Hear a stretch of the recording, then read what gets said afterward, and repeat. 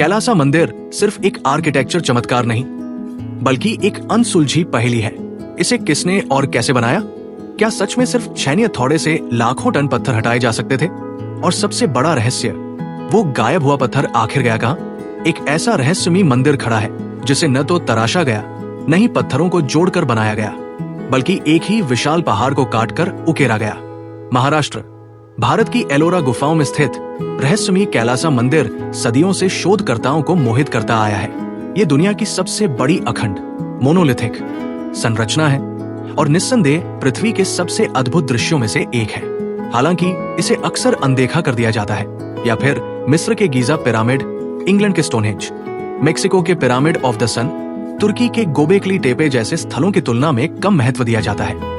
लेकिन ये निश्चित रूप से मानवता की सबसे महान स्थापत्य उपलब्धियों में से एक है। स्टोनहेंज के निर्माण में विशाल पत्थरों को घसीटकर सीधा खड़ा किया गया था, जबकि कैलासा मंदिर के निर्माण के लिए सैकड़ों हजारों टन चट्टान को काटकर इसे पूर्णता के साथ आकार दिया गया। मुख्यधारा के विद्वानों का दावा है कि इस क्षेत्र की प्राचीन गुफाएं 5वीं से 10वीं शताब्दी ईस्वी के बीच की है, लेकिन कई लोग मानते हैं कि वे कहीं अधिक प्राचीन हैं, सैकड़ों नहीं बल्कि हजारों वर्ष पुरानी।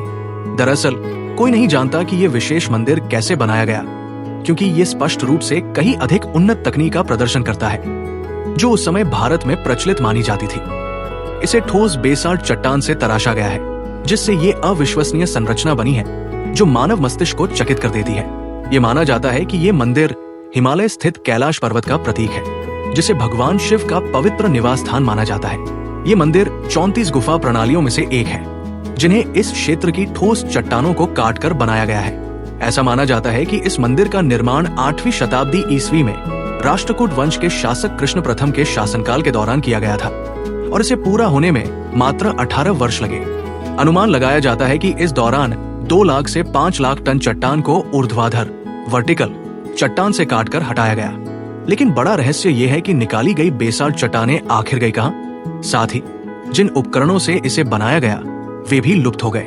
यदि प्रचलित इतिहास को सच माने तो यदि कारीगर प्रतिदिन 12 घंटे काम करते और मंदिर निर्माण में 20 वर्ष का समय लगा होता, तो उन्हें हर वर्ष 20,000 टन पत्थर निकालना पड़ता, यानी हर महीने 1,666 टन, प्रतिदिन 55 टन और प्रति घंटे 4 से 5 टन। और फिर उस विशाल मात्रा में पत्थर को कहीं और ले जाया गया होगा। साथ ही शेष बची चट्टान को बारीकी से तराशकर देवताओं के योग्य एक भव्य मंदिर का रूप दिया गया होगा। जो लोग इस मंदिर का अध्ययन कर चुके हैं, उनका मानना है कि इसे ऊर्ध्वाधर विधि से तराशा गया था, अर्थात निर्माण कार्य ऊपर से नीचे की ओर किया गया। ये एक बेजोड़ तकनीकी उपलब्धि थी, क्योंकि बेडरॉक प्राकृतिक चट्टान से निर्मित होने के कारण किसी भी गलती की कोई गुंजाइश नहीं थी और निरीक्षण करने पर कहीं कोई त्रुटि नजर नहीं आती। ये वास्तुकला की सर्वोच्च परिपूर्णता को दर्शाता है। निर्माण प्रक्रिया को लेकर प्रश्न: 1. निर्माण में कौन से उपकरण उपयोग किए गए? 2. कारीगरों के पास कौन सी तकनीक उपलब्ध थी? 3. इस अद्भुत ज्ञान को हम कैसे भूल गए? मुख्यधारा के इतिहासकारों का दावा है कि मंदिर के निर्माण में हथौड़े, छैनी और साधारण औजारों का उपयोग किया गया, लेकिन ये कोई साधारण चट्टान, सैंडस्टोन या चूना पत्थर नहीं, बल्कि कठोर ज्वालामुखीय बेसाल्ट चट्टान है, जिसे केवल साधारण औजारों से काटना असंभव प्रतीत होता है। एक प्राचीन मराठी किंवदंती, मराठी लोक कथाओं के अनुसार कैलासा मंदिर मात्र 1 सप्ताह में बनाया गया था। इस कथा के अनुसार एक रानी ने भगवान शिव से अपने बीमार पति को ठीक करने की प्रार्थना की और वचन दिया कि वह उनके सम्मान में एक मंदिर बनाएंगी और जब तक ये पूरा नहीं होगा तब तक उपवास रखेंगी। जब उनकी प्रार्थना स्वीकार हो गई तो प्रसिद्ध वास्तुकार कोकासा ने इस विशाल मंदिर को केवल 1 सप्ताह में तराशने का प्रण लिया और इसे पूरा भी किया। इतिहासकारों के मतभेद: प्रसिद्ध भारतीय इतिहासकार एम.के. धवलिकर का मानना है कि इस मंदिर को अलग अलग समय में विभिन्न लोगों ने बनाया और इसे कई चरणों में तराशा गया। इसके प्रमाण के रूप में गुफाओं की दीवारों पर अंकित संस्कृत शिलालेख को प्रस्तुत किया जाता है, जिसमें राष्ट्रकूट वंश की वंशावली दर्ज है। लेकिन ये केवल ये सिद्ध करता है कि ये गुफाएं 8वीं शताब्दी तक मौजूद थी, न कि ये कि उनका निर्माण उसी समय हुआ था। कैलाश पर्वत और कैलासा मंदिर का संबंध: कुछ शोधकर्ताओं का मानना है कि कैलाश पर्वत वास्तव में एक प्राचीन पिरामिड हो सकता है और इसे एक उन्नत सभ्यता द्वारा बनाया गया था।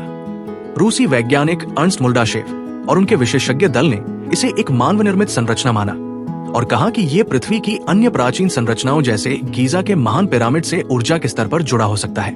रहस्यमयी निर्माण तकनीक और काल निर्धारण। कैलासा मंदिर का निर्माण जिस तकनीक से हुआ वह या तो 8वीं शताब्दी के बारे में हमारे ज्ञान को गलत साबित करता है या फिर मंदिर की वास्तविक आयु को हजारों वर्ष आगे ले जाता है।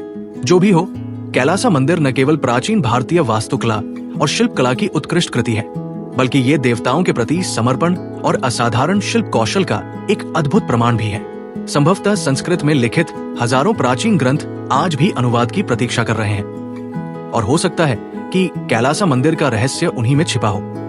आपका बहुत धन्यवाद। यदि आपको ये जानकारी पसंद आई हो तो कृपया इस चैनल को सब्सक्राइब करें, वीडियो को लाइक करें और नीचे कमेंट करें।